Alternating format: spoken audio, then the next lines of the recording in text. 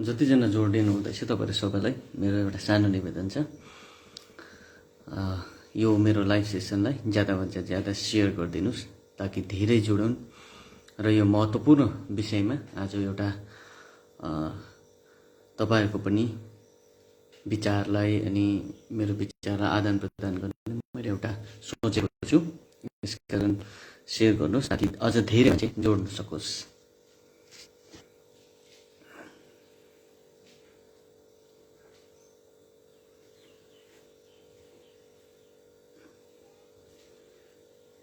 हाम्रो विदुषजी पनि जोड्नु भएछ। विदुषजीको चाहिँ गाना एकदम राम्रो सुनिँदैछ है फेसबुकतिर। प्रकाश दाजु हेलो। आज चाहिँ धेरै दिन बाद फेरि लाइभ फेसबुक लाइभ आइरहेको छु। अब अहिले कोरोनाले गर्दाखेरि भर्चुअल दुनियाँ अलिकति सबैको लागि सहज पनि हुने र भर्चुअल दुनियाँमा नै सबै कुरो निर्भर भएको कारणले गर्दा आज तपाईहरुसँग भर्चुअली नै एउटा भेटघाट गर्ने है मैले एउटा चाहना ल्याएको छु।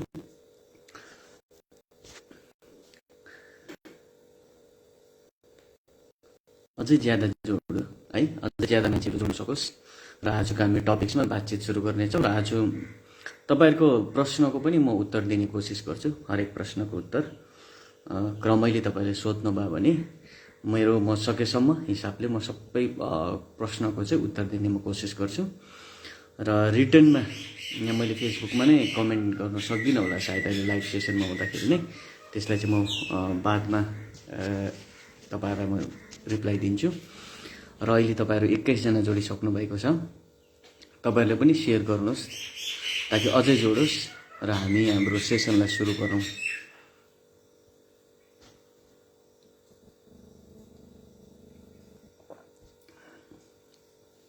मलाई आशा छ तपाईहरु सबै नै सुरक्षित हुनुहुन्छ र तपाईहरु सबै नै घर घरमा हुनुहुन्छ।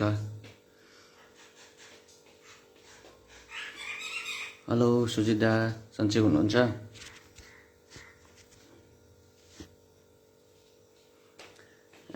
लगभग 50 जना लाइभ आएपछि चाहिँ आज सुरु गर्ने मैले विचार गरेको छु। रवि दाजु हेलो।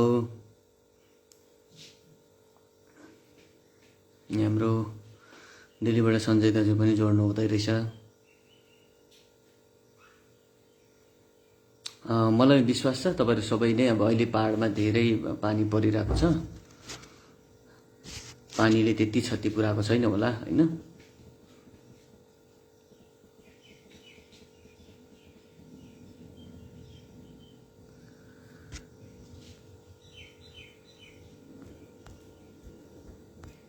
यो लाइभ सेसनमा आउने चाहिँ मैले गत वर्ष कोरोना कालदेखि नै मैले सुरुवात गरेको र बेला बेला म तपाईहरु समक्ष यसरी लाइभ आइरहेको छु।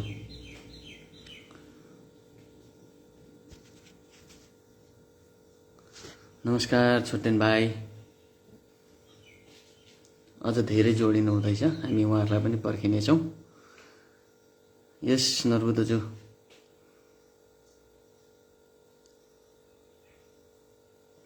तपाईहरुको प्रश्न छ भने हैन, आज मैले विषय दिएको थिएँ पीपीएस र नर्थ बेंगाल सेपरेट स्टेट अथवा युनियन टेरिटोरी भन्ने एउटा टपिक जुन अहिले छेडिएको छ त्यो विषयलाई लिएर म छु।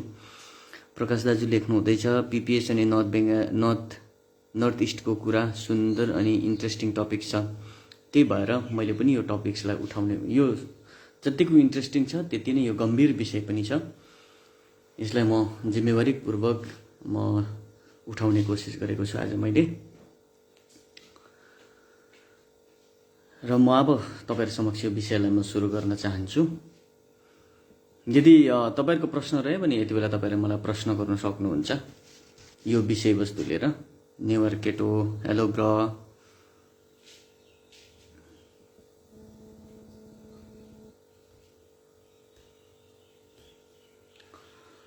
नमस्कार सबैजनालाई। आज धेरै दिन बाद यसरी तपाईहरु फेरि सँग जोड्ने मौका पाए र तपाईहरुको समय, बहुमूल्य समयलाई म केही क्षणको निम्ति लिँदैछु।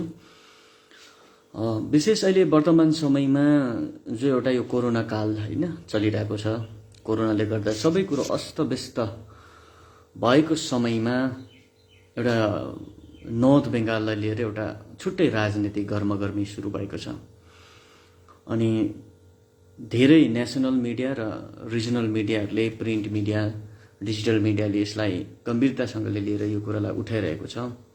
अनि विशेष त यो विषयवस्तु माननीय सांसद जोन बार्लाज्यू अलिपुरद्वारका एमपी, बीजेपी एमपीले उठाउनु भएको छ र यो एकदमै जटिल विषय पनि हो। अनि हामी दार्जिलिङ पहाडले गोर्खाल्यान्डको आन्दोलन हामीले 1980 सालदेखि सुरुवात गरेर आजको 2021 सम्म 41 साल भयो गोर्खाल्यान्डको आन्दोलन। अनि त्यो भन्दा अगाडि हैन प्रान्त परिषदको समयमा पनि गोर्खाहरुको लागि छुट्टै एउटा प्रशासनिक व्यवस्था मागिएको कथा एउटा इतिहासहरु हामी पाउन सक्छौं। अनि हामीले नर्थ बेंगालमा हेर्छौं भने हामी हिल्सवासी र गोर्खा बाहुल क्षेत्रमा चाहिँ हामी गोर्खाल्यान्डको डिमान्डलाई सशक्त रूपमा मागिरहेका छौं भने कुचबिहारकोहरूले, ग्रेटर कुचबिहार राजवंशीहरूले हैन कामतापुरीहरूले, ग्रेटर कामतापुरीहरूले पनि आफ्नो माग मागिरहेको छ, कुचबिहारले पनि ग्रेटर कुचबिहार मागिरहेको छ।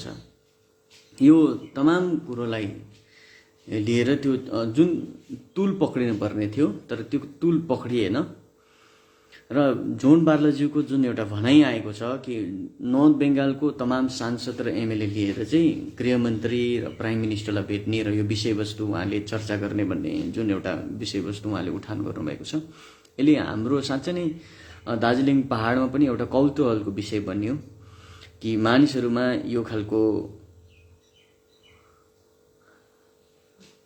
मानिसहरुमा एउटा एक प्रकारको एउटा के भएको छ भन्दाखेरि चाहिँ यो नर्थ बेंगालको डिमान्डले चाहिँ गोर्खाल्यान्डको मुद्दालाई अर्थात पर्मानेन्ट पोलिटिकल सल्युसनको मुद्दालाई चाहिँ डाइल्युट गर्छ अथवा यसले असर पार्छ भन्ने जुन एउटा मान्छेमा भ्रम पैदा भएको छ, म त्यसलाई चाहिँ म क्लियर गर्न चाहन्छु। पर्मानेन्ट पोलिटिकल सल्युसनको मुद्दा भनेको 2019 को इलेक्सन सँगैमा 2021 को इलेक्सनमा यो मुद्दामा बीजेपीले पहाडमा जेएनएलए पार्टीसँग गठबन्धन गरेको हो।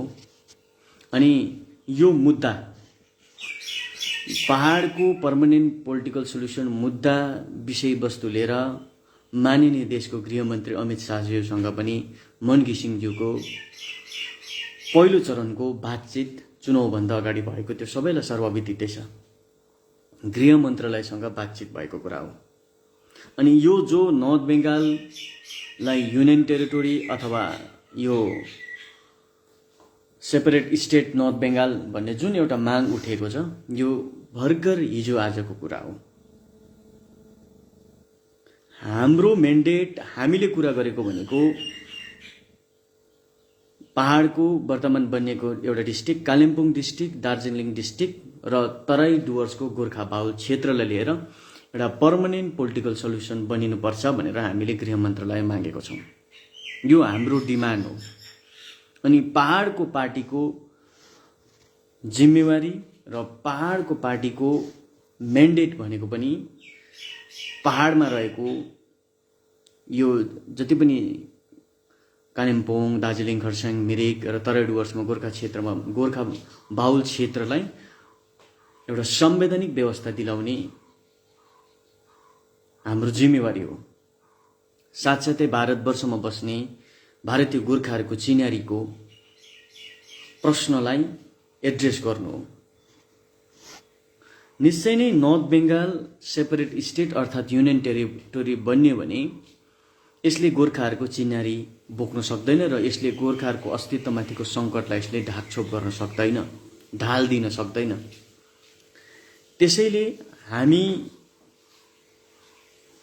सिन्सियरली इमानदारीपूर्वक नर्थ बेंगाल जो सेपरेट स्टेट अर्थात युनियन टेरिटोरीको मुद्दा छ त्यसलाई हामी कदर गर्छौं,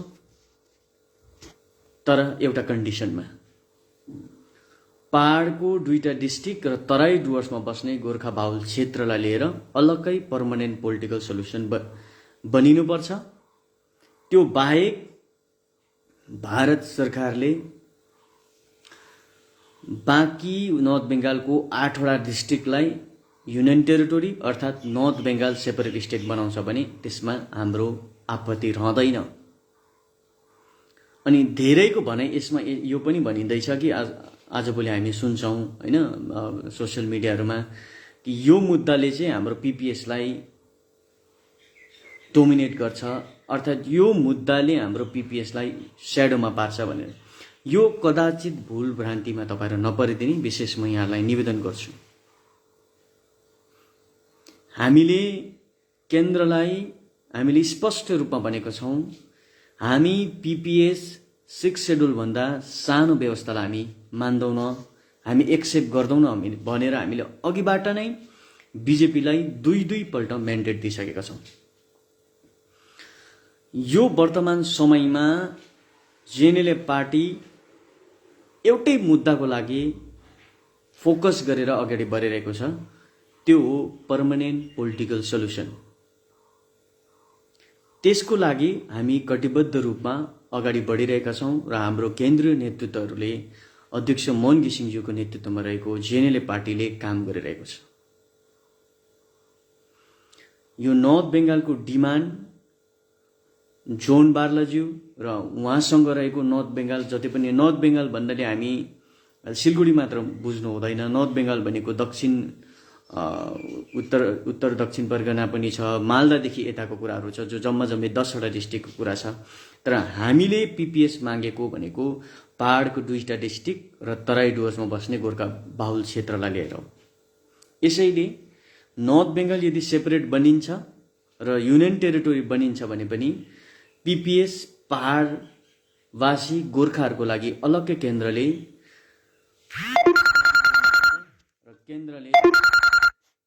दिएको हुनुपर्छ भनेर हामीले यसमा अगावै हाम्रो मागलाई हामीले प्लेस गरिसकेका छौं। यसैले जो जसले बीजेपी माथि भर परेर अर्थात् जेएनएलएफ पार्टीको जुन यो मुद्दामाथि भर परेर विश्वास गरेर जो जसले पर्मानेन्ट पोलिटिकल सल्युसनको लागि एमपी र एमएलए इलेक्सनमा तपाईहरुले भोट दिनुभएको छ, यो जनताको आशीर्वाद दिनुभएको थियो, तपाईहरु निश्चिन्त बसिदिने म विशेष अनुरोध गर्छु। यो नर्थ बेङ्गाल सेपरेट हुँदा, नर्थ बेङ्गाल युनियन टेरिटोरी हुँदा कुनै पनि रीतिले पीपीएस माथि हामी आँच आउन दिँदैनौं अनि पीपीएसलाई डाइल्युट गर्न हामी दिँदैनौं। किनभने हाम्रो मुद्दा भनेको अलरेडी गृहमन्त्रीसँग बातचित गरिसकेको मुद्दा हो। अनि यो जो नर्थ बेङ्गालको कुरा निस्किँदैछ, यहाँहरुको त यो इनिशियल पिरियडमा छ, इनिशियल स्टेजमा छ।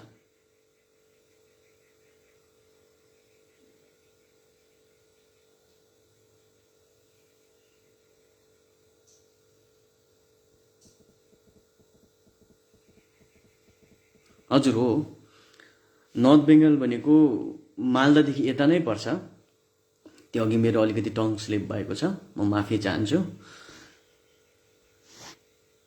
मेरो एउटा भनाइ के छ भन्दाखेरि जो नर्थ बेङ्गाल वासी, हामी गोर्खा बाहेक अन्य जो वासी छ हैन, आदिवासीहरू छन्, राजवंशीहरू छन्, कोचे मेचे, टोटो, राभा, बंगालीहरू छन्, उहाँहरुको पनि एउटा सेन्टिमेन्ट छ कि उहाँहरुको पनि नर्थ बेङ्गाल अलग्गै हुनुपर्छ भनेर उहाँहरुले माग गर्छ भने त्यसमा विरोध हाम्रो छैन। किनभने हामी उहाँहरुको सेन्टिमेन्टको पनि हामी कदर गर्छौं। किनभने हामी जस्तै उहाँहरु पनि आज यो पश्चिम बंगाल राज्यमा शोषित हुनुभएको छ र अवहेलित हुनुभएको छ। तर यहाँनिर मजेदार कुरो के छ भन्दाखेरि यदि नर्थ बेङ्गाल बीजेपीले टुक्राउन चाहन्छ भने, नर्थ बेङ्गाललाई सेपरेट गरेर कुनै एउटा व्यवस्थामा दिन चाहन्छ भने निश्चित रूपमा बीजेपीले जम्मू काश्मीरको जस्तो एउटा फर्मुला प्रयोगमा ल्याउन सक्छ। किनभने जम्मू काश्मीर एउटा ज्वलन्त उदाहरण हो। जम्मूमा जब आर्टिकल 370 हटाइयो, आर्टिकल 35A हटाइयो, त्यति बेला जम्मू एउटा स्टेटलाई 2टा युनियन टेरिटोरी बनाइयो। त्यसरी नै पश्चिम बंगालको नर्थ बेङ्गाललाई दुईटा व्यवस्थामा कन्भर्ट गर्नु केन्द्रलाई कुनै पनि आपत्ति नहराउनु पर्ने र केन्द्रलाई अप्ठ्यारो नहुनु पर्ने। अनि यो हाम्रो लागि यदि यो साँच्चै नै नर्थ बेङ्गाल छुट्टिन्छ भने यो हाम्रो लागि शुभ सङ्केत हो। आज बङ्गाल अखण्ड बङ्गाल भन्ने जुन एउटा भनाइ थियो त्यो बङ्गाल आज छुट्टिने तगारमा छन् भने निश्चित रूपमा दार्जिलिङ पहाडले पनि न्याय पाएको हुन्छ। हामी नर्थ बेङ्गालभित्र हामी बस्न चाहँदैनौँ अनि हामी पश्चिम बङ्गालभित्र पनि हामी बस्न चाहँदैनौँ। त्यो कुरो केन्द्रलाई ज्वलन्त थाहा छ। यो कुरो अघिबाट नै हाम्रो नेतृत्वहरूले बताएका छन्। यसैले नर्थ बेङ्गाल चाहे स्टेट बनोस् चाहे युनियन टेरिटोरी बनोस्, तराई डुवर्सको गोर्खा बाहुल क्षेत्र र पहाडको दुईटा डिस्ट्रिक्ट गोर्खाहरूको दुईटा डिस्ट्रिक्ट यो निश्चित तौरमा पर्मानेन्ट पोलिटिकल सल्युसन बन्नेछ। अनि यसको लागि काम पनि अघिबाट नै भइसकेको छ। केन्द्रलाई जुन प्रकारले रिजाउनु पर्ने थियो, केन्द्रलाई जुन कुरा हामीले राख्नु पर्ने थियो, त्यो तमाम कुरा हामीले अघिबाट नै राखिसकेका छौँ। यसैले म तपाईहरु सबैलाई म आह्वान गर्छु, जसले फेसबुकमा सोसियल मिडियामा जुन एउटा डाउट तपाईहरुमा छ त्यो कुरालाई, त्यो डाउटलाई, मिसकन्सेप्सनलाई म विशेष हटाउनको निम्ति आज मैले यो मैले एउटा फेसबुक लाइभमा आएर मैले तपाईहरुसँग विशेष चर्चा गर्ने कोसिस गरेको छु। पीपीएस को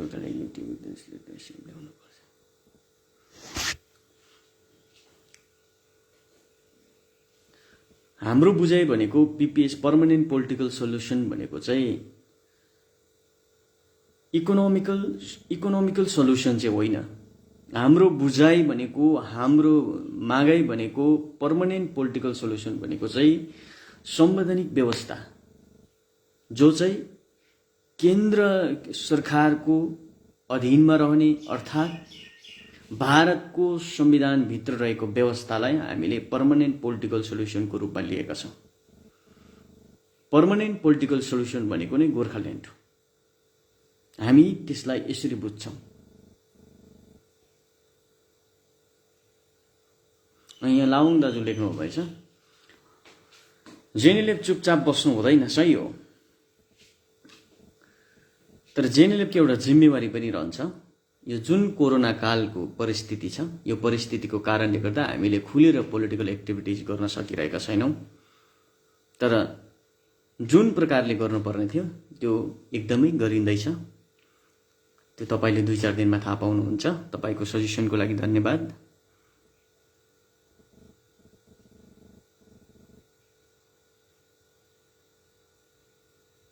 म अर्को यहाँ एउटा म हेर्दैछु, यहाँ उहाँले लेख्नु भएको छ,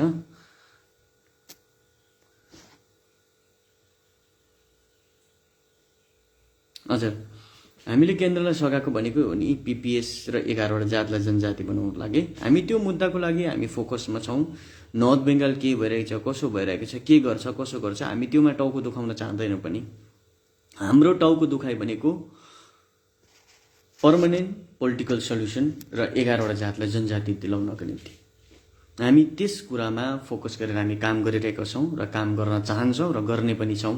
अनि यसको निम्ति बीजेपीसँग अन्तिम एउटा समय रहेको छ। बीजेपीले 2024 भन्दा पनि अगाडि पहाडको लागि केही कुरो गर्न सक्दैन भने बीजेपीले पहाडमा फेरि पनि चुनाव जित्छु भनेर सपना नदेख्दा पनि हुन्छ। किनभने बीजेपीलाई हामीले 2-पल्ट 3पल्ट हामीले म्यान्डेट दिइसकेका छौँ। यो अन्तिम चोटि हो।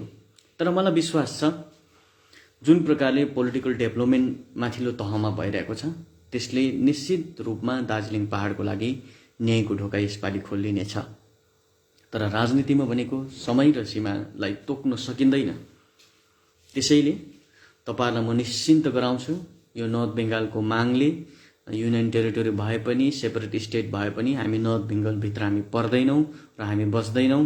हाम्रो लागि सेपरेट पर्मानेन्ट पोलिटिकल सल्युसन केन्द्र सरकारले निकालेको हुन्छ। त्यसको लागि नेताहरूको जिम्मेवारी, नेताहरूले गर्नुपर्ने काम अगावै गरिँदैछ। विशेष मैले यो तपाईहरुलाई यो जानकारी गराउनको निम्ति आज म फेसबुक लाइभमा आएको छु।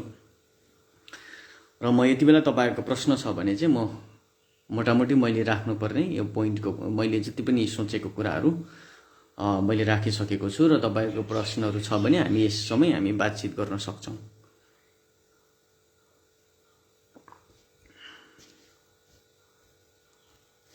तपाईहरुलाई के लाग्छ त अब यो हैन यो जुन टपिक्स छ यो विषयमा के लाग्छ तपाईहरुको विचारलाई पनि यति बेला आदान प्रदान गर्न सक्नुहुनेछ।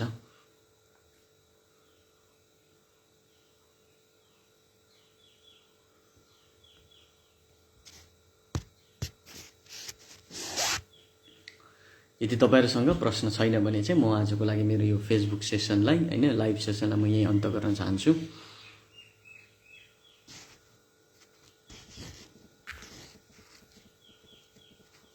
अर्को भिडियोमा यहाँहरुसँग भेट्ने छु।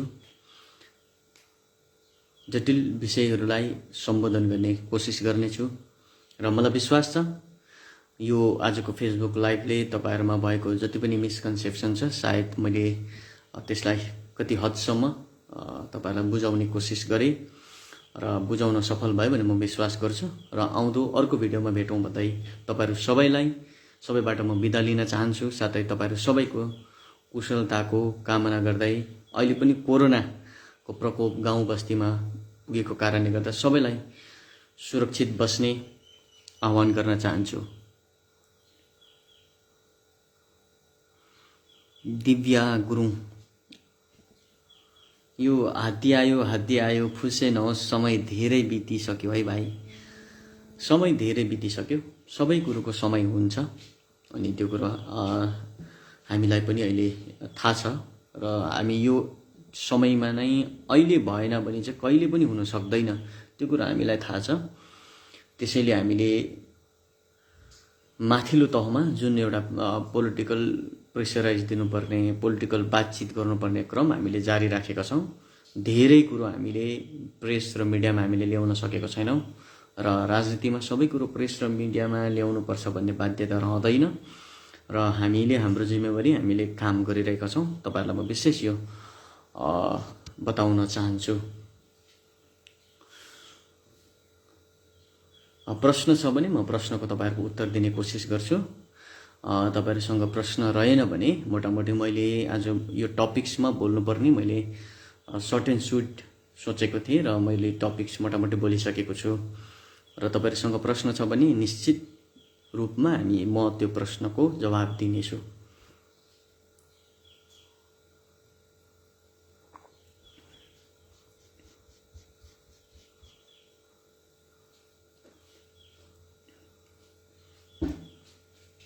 मेरो यो विषयमा जोन बार्लाज्यूसँग पनि बातचित भयो अनि उहाँ पनि पोजिटिभ हुनुहुन्छ। उहाँको पनि विचार त्यही छ कि दार्जिलिङ अलग्गै बनिनुपर्छ, दार्जिलिङलाई गोर्खालाई पनि न्याय होस्, आदिवासीलाई पनि न्याय होस् भन्ने उहाँहरुको विचार छ।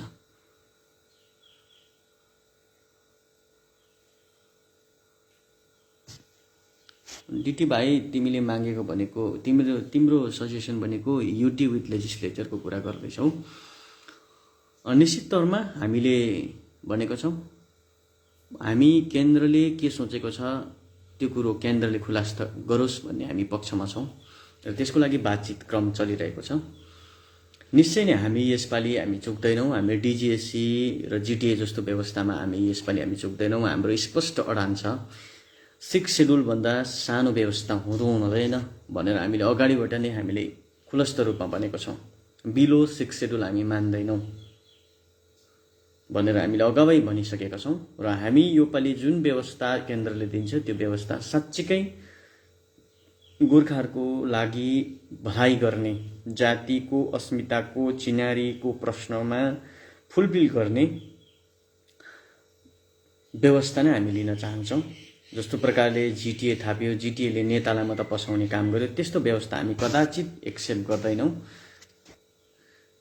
त्यसैले तपाईहरु सबैलाई म तपाईहरुको सजेसनको लागि धन्यवाद दिन चाहन्छु। यो पहाडको लागि एउटा मौका हो। आज हामी हेर्छौं भने देशमा जुन प्रकारले ठुलठुला मुद्दाहरू थिए त्यो सबै मुद्दाहरूको छिनोफानो भइसकेको छ र अब सबै समस्याको समाधान भइसकेको छ र अब गोर्खाहरू हामी रहिएको छौँ, हाम्रो समस्या समाधान हुनु बाँकी रहेको छ। यो एउटा हाम्रो लागि एउटा अवसर हो, एउटा मौका हो। नर्थ बेङ्गाललाई न्याय हुँदै गर्दाखेरि हामीलाई अन्याय हुँदैन, नर्थ बेङ्गाललाई जस्टिस दिँदै गर्दाखेरि हामीलाई इन्जस्टिस गरिँदैन भन्ने कुरो चाहिँ हामीलाई थाहा छ र हामी त्यसमा निश्चिन्त छौँ। र हाम्रो लागि दार्जिलिङ पहाड साथसाथै गोर्खाहरूको लागि न्याय दिन सक्ने भनेको वर्तमान समयमा बिजेपी सरकार बाहेक अरू सरकार हामीले देख्दैनौँ। अनि रोशन गिरिज्यूले भन्नुहुँदै थियो, मैले पत्र पत्रिकामा देखेँ, पिपिएसको लागि राज्यको मुख्यमन्त्रीलाई भेट्ने भनेर। राज्यको मुख्यमन्त्रीले दिने भन्ने पर्मानेन्ट पोलिटिकल सल्युसन कहिले पनि हुँदैन। राज्यको मुख्यमन्त्रीले दिने भनेको जिटिए जस्तो व्यवस्था हो, जो चाहिँ असंवैधानिक व्यवस्था।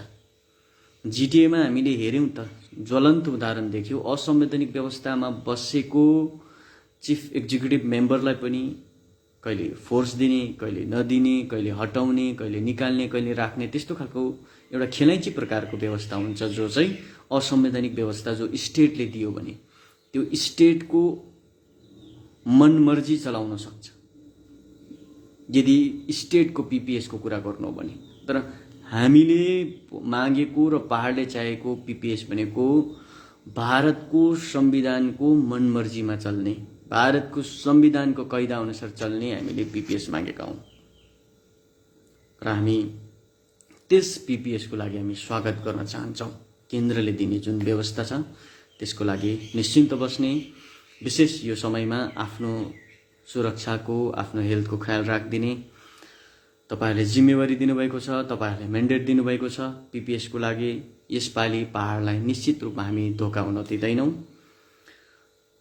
यदि भन्दै म आजको मेरो यो लाइभ सेसनलाई म तपाईहरुबाट बिदा लिन चाहन्छु र मलाई विश्वास छ तपाईहरुलाई जुन यो खड्किरहेको प्रश्नको उत्तर दिनमा म सक्षम भए भनेर म विशेष विश्वास राख्दै म तपाईहरुबाट बिदा लिन चाहन्छु। जय गोर्खा।